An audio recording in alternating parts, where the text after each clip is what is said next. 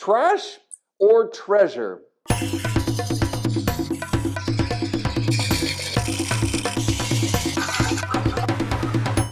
Hi, I'm Kent and welcome to Turn a Wood Bowl. Today we're going to find out if this piece of firewood is trash or treasure. Now, I got to tell you, I had a longer log and I left it sitting for a long time, which is one of the techniques that I teach in the Tree to Bowl Understanding Green Wood course online that you might want to check out. When you leave a log in long form, the ends are going to crack, and that's fine. You can cut those away. Here's what one of the ends looked like.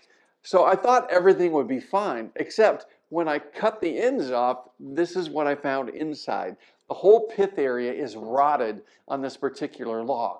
Now, the question is this firewood? Should I just chuck this, or can we get something out of it? And my gut says we can get something pretty cool out of this if we do a little bit of investigating. So what I'm going to do is I'm going to go over to the bandsaw and we're going to see if we can find an area in here that we can make a bowl out of. So let's head over to the bandsaw and see what we can find. So first off, I want to notice any problem areas, and there's a pretty good check in here. It's a crack that's in the surface, and it's probably moving through this. So I could do this side, but this side wouldn't be symmetrical. I'm looking for a balanced, symmetrical side, and this top portion here fits the bill. Now, if I were to turn a piece that goes through this curve, that could be pretty nice. And potentially, I could do another one on the opposite side. There's potentially two blanks here. It's always a good idea to flip this over and look, ooh, the pith moves way down to the end, so we really don't have any room for this bottom one. That is going to get too narrow. But the top piece, the first one that we marked, this one, should be able to work out well. So I'm going to go ahead and trim that up. Because yeah, we've got plenty of material there. I'm going to go ahead and trim that up and cut this other piece out, and we're going to go ahead and see what we get here. Now keep in mind, you want a good flat bottom on the piece that you're cutting in the bandsaw, so it's good and stable as you're making these cuts. And I'm just working into the area where the pith is rotted out. There's a hole there, so I just need to cut the material up to that point and separate this section out. All right. There's a pretty good chunk left. I'm going to go ahead and chisel off some of this bark. Now, this wood, like I said, has been sitting around for quite a while, so the bark is dried out and brittle. It will not stay on this, so this will not be a live edge. This is going to be a natural edge bowl. So I'm going to remove some of this bark and expose an area so I can make a really good connection with the 4-spur drive center. I'm going to go ahead and install that in the headstock, and we're going to go ahead and get this mounted to the lathe. I'm going to bring the tailstock up. So I'm going to have this between centers, and this is going to be really a big advantage because I can balance out exactly how I have this set up. I'm checking right now to see how high each of those wings are. I'm going to trim a little of this out first, and then we'll go back and check those wings again. I'm going to start with my 5/8 inch 55-degree bevel swept back bowl gouge. And we're going to start roughing out the curve bottom shape of this bowl. Now, it's important when you're doing this to tighten that tailstock. That tailstock is going to become loose. It's going to take a little while for the drive center spurs to really dig into the top portion of this blank. So you're going to have to tighten that tailstock frequently to make sure that it's digging in. If you forget that and this becomes loose, there's a good chance it's going to wobble around first, and if it's still there and you haven't tightened it, it's probably going to come free. So just remember to tighten your tailstock frequently when you start off a turning like this.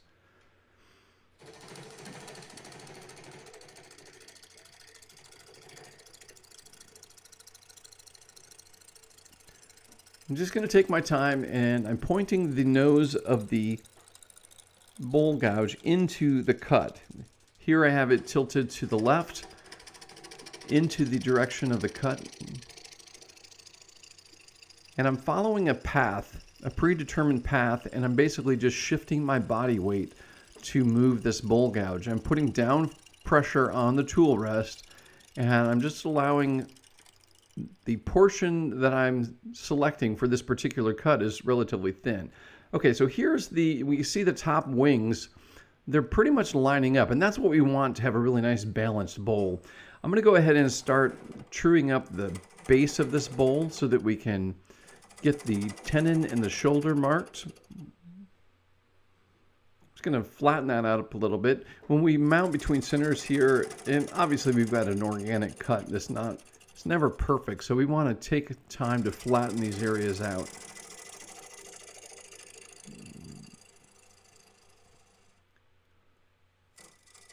And this is my 1/2 inch 55-degree bevel swept back bowl gouge.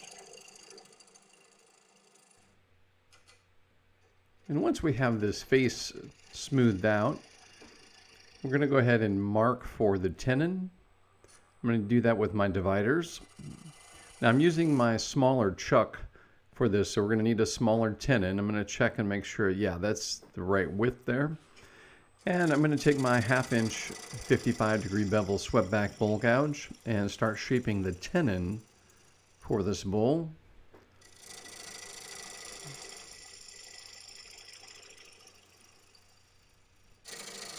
And now I'm going to go ahead and shape the shoulder that will be just below the tenon. Now the shoulder is going to become the foot for this bowl. It's probably going to be a little bit larger right now than what it will be when I'm finished. But that's fine because we can always reduce this down later. I'm going to square up that side just a little bit. Now this gives us a really good idea where the bottom of this bowl will be. And we can see a little bit of the curve of the side of the bowl. We just need to connect those points. I obviously don't want that flat corner on the bottom of this bowl. I want this to be a nice fluid curve. So I'm going to start working that curve and curving that section up to the top rim. I'm going to use a pull cut here. The pull cut's great for this because I can get into this corner right next to that shoulder that I just created and pull out and get a nice clean cut. What I'm doing is rubbing the bevel and letting the cutting edge engage and then shifting my body weight backwards to create a pull cut. Now that I've got the shape of that area, what I think will be fine, then I can go ahead and use a push cut going up to the top rim. Now I want to be careful here. With a live edge bowl or a natural edge bowl in this case, if you push out through the top in that direction, there you can see I got a little bit more material to remove on those wings.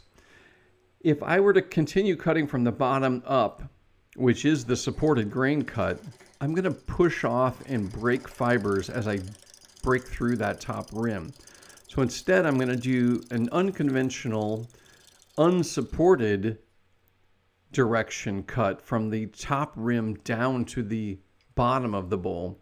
And what this is doing essentially is it's taking any of those loose fibers that are along the rim and pushing them down into the bowl instead of pushing them out or blowing them out and ripping them. So I should have a nice clean cut here. So I'm going to keep going until I'm down and I've got both the wings smoothed out. I still have a flat spot on this wing. This wing is pretty much set up. This also brings up a really good point is you want to take the time when you first start putting a bowl like this between centers to make sure that you have it truly centered. Because if you don't, there's going to be one wing that's longer than the other and you're going to have to reduce the entire bowl down to that shortest wing. And you're going to lose a lot of material. Now, in this case, it wasn't off very much. Okay, so we've cut all the way through here, and we've cut all the way through here. Now, I just need to take that extra material off the bottom of the bowl and match it up to that top curve or the top edge that we just created with the rim, and we'll be set for the exterior. So I'm quickly using some pull cuts here to remove this material and to take this bottom section down. And then I'm turning around and using a push cut. And I'm just going to take away material very carefully. I'm going to take a little bit here until I get those two edges pretty much merged up right about there. And that's looking pretty good. So now I'm going to use a shear scrape. A shear scrape is going to help me refine the surface without removing a ton of material. The push cut and the pull cut remove material quickly. The shear scrape is great because it's almost like a shave. I can shave this surface. Actually, I'm going to go back in here because I'm seeing a variety of different ridges, and I'm going to go ahead and I want to make that curve a little bit more fluid. So I'm going to do a push cut through here. Okay, and that's looking a lot better. So now I'll go back to the shear scrape. And like I was saying, the shear scrape is a really good refining movement with the bowl gouge. It's not really a cut, it's almost like shaving. And you can see how I'm just taking this high spot down and smoothing out this area. The trick with this is we're using just the bottom wing, and I'm dropping the handle of the bowl gouge. This reduces the amount of impact and the severity of the cut. So it's super light, and actually what's neat about the shear scrape is you can actually move it left and right or right to left, and I'm not going to get a catch with it. You can see those tool marks. If I just go slowly with the shear scrape, I can shave those away and have a nice smooth surface that only needs a little bit of sanding. Now, obviously I'm starting to get out over those wings. And yes, you can do the shear scrape over those open wings if you make sure that you're keeping your gouge in the path that you're choosing. You do not want to be pushing the tool into the wood at all. So essentially what I'm doing is I'm defining the surface that I want to be shaved, and I'm putting pressure down into the tool rest, and then I'm shifting my body weight so that the gouge stays right at that very minute thin area for the edge and doesn't get pushed into it. It's a little tricky at first because you could easily get pushed into those wings and get a catch there. So you want to make sure you don't push in towards the bowl. I'm going to go ahead and finish up the dovetail angle for the tenon and clean up that shoulder a little bit. Now I'm also going to clean up what will become the foot of this bowl. I'm going to give a nice crisp edge. I like making that angled inward a little bit. It's looking good. There's some cracks. Whoa, that check is still in there. That big check that we were seeing on the edge of the bowl is still there. We're going to have to deal with that, obviously. So I'm going to pop out the drive center and put on my 4-jaw chuck, and we'll get this mounted in the chuck. Now this tenon should sit on top of the jaws and with the jaws on the sides. It should never seat into the bottom of the chuck. The way the 4-jaw chuck works is it grips the top of the jaw and the sides of the jaw, and that's it. I've got an article all about the 4-jaw chuck on my website over at Turn of Wood Bowls, so check that out if you've got any more questions about the 4-jaw chuck. Okay, so I'm going to remove some of this material, these high spots, just to get this material out of the way, and then I'm going to start working the wall section so that I can establish the wall thickness for this bowl.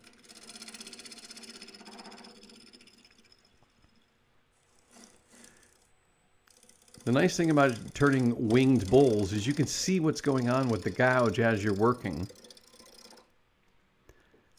What I'm doing here is I'm using the bevel of the bowl gouge and lining it up with the exterior curve of the bowl.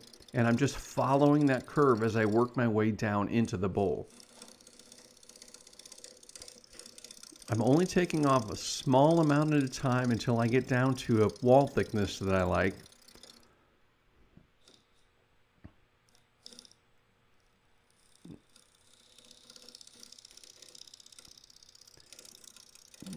Before you start working down, it's a good idea to take a small or a slow start there and just establish kind of like a ledge that the gouge will catch onto very easily, and then work your way inward. You don't want to get aggressive with any of these cuts. This is a roughing cut right now, so this one is not so bad, but when you're working on those exterior walls, you want to make very calculated thin cuts each time. So I'm working away some material here so I can get back down to that wall thickness.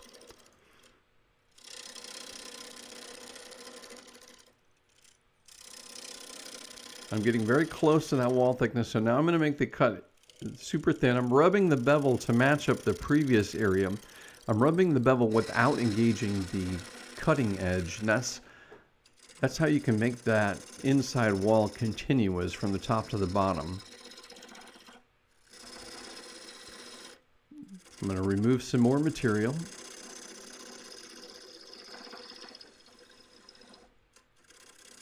Now this wood is black cherry, and black cherry is just wonderful to turn. This log has been sitting for quite some time, well over a year, so the wood itself is not in the best shape. Ideally, you want to turn this as soon as you get it. As soon as it's been cut, or if it's green, you want to get this turned right away. And you most likely won't have to deal with all the cracks that we're seeing in this piece that's been aged for quite some time.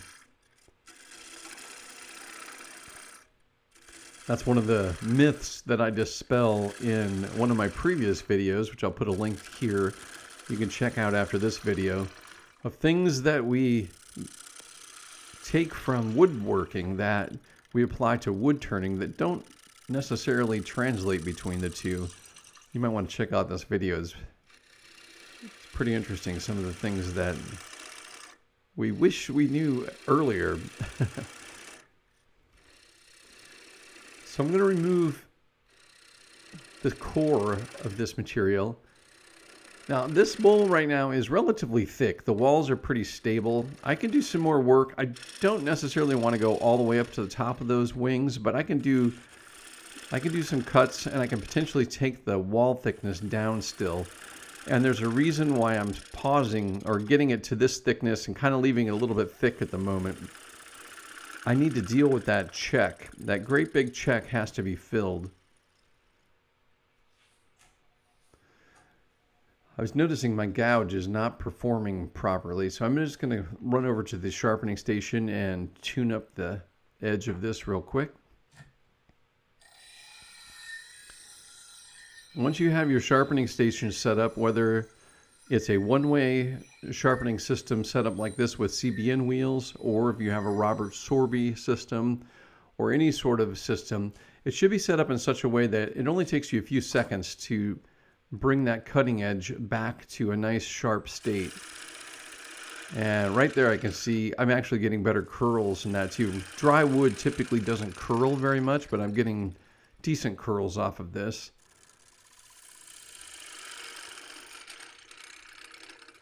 So I'm going to take this down and get the inside curve parallel or even all the way down. But then I'm going to come in and I'm going to repair that check.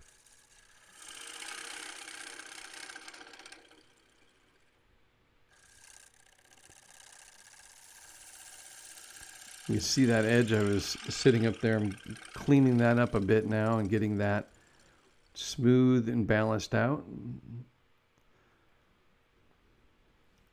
Okay, that's looking really good. The walls are even.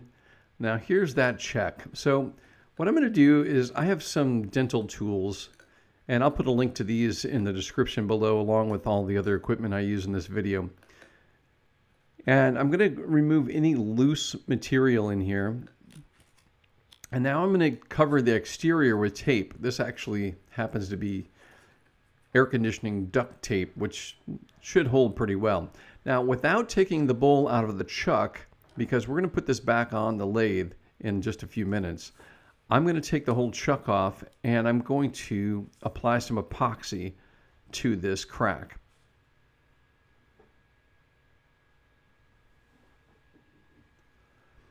So this is a two-part epoxy. You need an equal amount of each epoxy.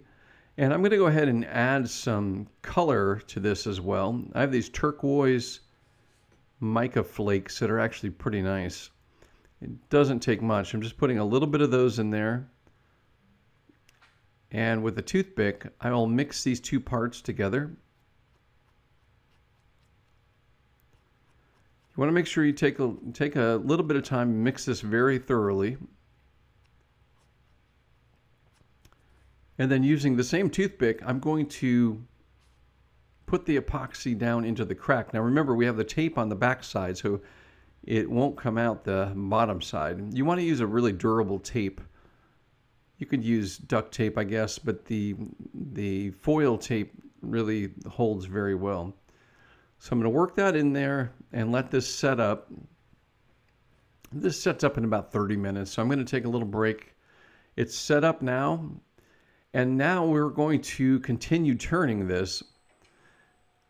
Now I am starting out on this rim. I'm looking straight down and I'm matching up the profile or the profile of the bowl gouge, the bevel edge, with the exterior of the bowl, and you can see how thin I'm slicing away. And the idea here is I'm really just taking away any of that top layer of epoxy.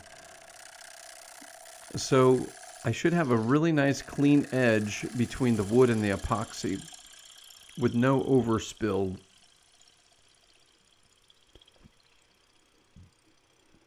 You can see the epoxy coming in the shavings there. Okay. And that's all we needed. We just needed to make a nice clean cut, and there we go. Now we've got a nice defined area that's been filled with the epoxy. Now there's some tool marks out on those wings, and that's not a big deal because they'll stand out really well. Now, each tree species is different. Black cherry sands beautifully, and it's easy to take those tool marks off. So it's not worth fussing a whole bunch with the tool trying to make those wings perfect because they can be sanded smooth very easily. Now, obviously, you don't want the tool marks to be really, really bad, but little light tool marks is not that big of a deal with black cherry. You can sand it out. Now, I'm sanding the edge here because the edge is rough where the bark was. You want to make sure you're rotating your sanding pad to match the surface of the bark. See how I have it sideways here, and then when it goes over the top, it's perpendicular, and then it goes back sideways on the sides. And just take your time and go through and remove all those tool marks, and you're going to have a nice, smooth, finished bowl. It's kind of nice with the turquoise contrasting with the red-orange of the black cherry. All right, it's looking pretty good. I'm going to go ahead and change chucks here, and I'm going to put my jam chuck on, and we're going to finish up the foot of this bowl. Now, one of the pluses for this wood being older, the negatives were the cracks that are occurring in it, but one of the pluses is it's pretty equalized. There's very little moisture in here. We may see a little bit of movement with this down the road, but probably not much at all. And nothing that's noticeable. The foot of this is a little bit higher, and I like that for a couple of reasons. It gives the appearance as if the bowl is sitting off the surface more. It highlights the curved bottom shape of this bowl, and it gives me some extra material. So if this piece does shift or warp a little bit and that foot becomes not perfectly flat, I can easily take that foot and just sand it a little bit, just sand the high spots off, and then it will seat again flat. So I'm going to make a little rim here for that base of this. And then I'm going to scoop out the interior of this just a bit. I'm going to switch over to my spindle detail gouge. You can see I'm going down into that to make this concave, which is going to give me that ring base for the foot. You do not really want to have that foot being flat because that piece of wood would be very thick, and if there is any moisture in here, there's a good chance it's going to crack with a thick section like that compared to the thin walls of the bowl.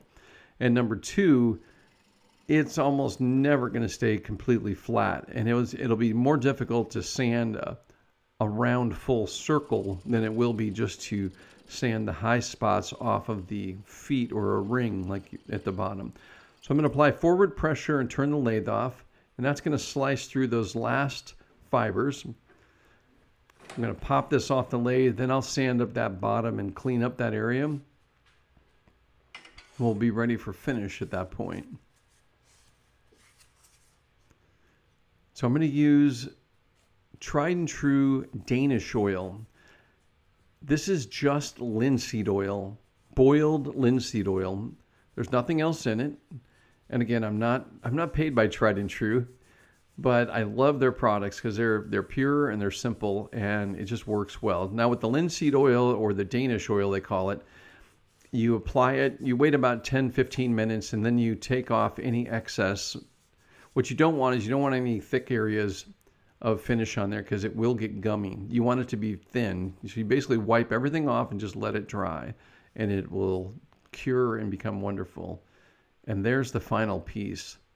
I actually like the highlight of that crack, especially the color contrast with the reddish orange of the wood. Look at those medullary rays right there. Those are rays that go from the pith out to the bark, and they go right through the green rays. There's other imperfections in this particular piece, but considering what I started with, this has turned out pretty good. So what do you think? Trash or treasure? I think it's probably closer to treasure. Now, this wasn't the greatest piece of wood to be turning. I'll be quite honest with that. There were a lot of big cracks in there, structural cracks. We were able to fill this one with epoxy. It turned out pretty nice. It's actually a really cool little effect or little accent on the piece. And that should stabilize that crack, and there shouldn't be any issues there. But all in all, I really don't like dealing with wood like this because there were other cracks in that. I kind of went around and filled a few of those with glue to stabilize those as well. If you had nothing else though, this is a great piece of wood, and this is a beautiful bowl. If you were just going through somebody's lumber pile and you found a chunk of wood like this, why not use it? Now, here's the other thing that's really cool about this. We're trying to decide if this is trash or treasure. Well, guess what? You have a little treasure from this log, and there's still 2/3 of it left. If you want to use it for firewood, you can still get some heat off of it as well. So you can have a beautiful bowl and some heat from a firewood as well. So keep that in mind. Now, I could obviously go through this and probably pull out some more blanks, some smaller pieces, and do some other things with it. That's the beauty of this. If you're willing to take the time and find what's hiding inside various pieces of wood, even ones that don't look so perfect initially, you can come up with some great material to turn, and you can have some beautiful finished pieces from some not so beautiful pieces of wood initially. So keep that in mind. I hope you guys have enjoyed this video. If you have, do me a huge favor and click that like button. Thank you. I greatly appreciate that. Be sure to check out my website, turnawoodbowl.com. Over there, I've got everything you need to know about turning wood bowls, including online courses that are going to help you with your skills and techniques and get that mastered in no time. So check it out, turnawoodbowl.com. All right, guys, as always, thank you so much for watching, and until next time, happy turning.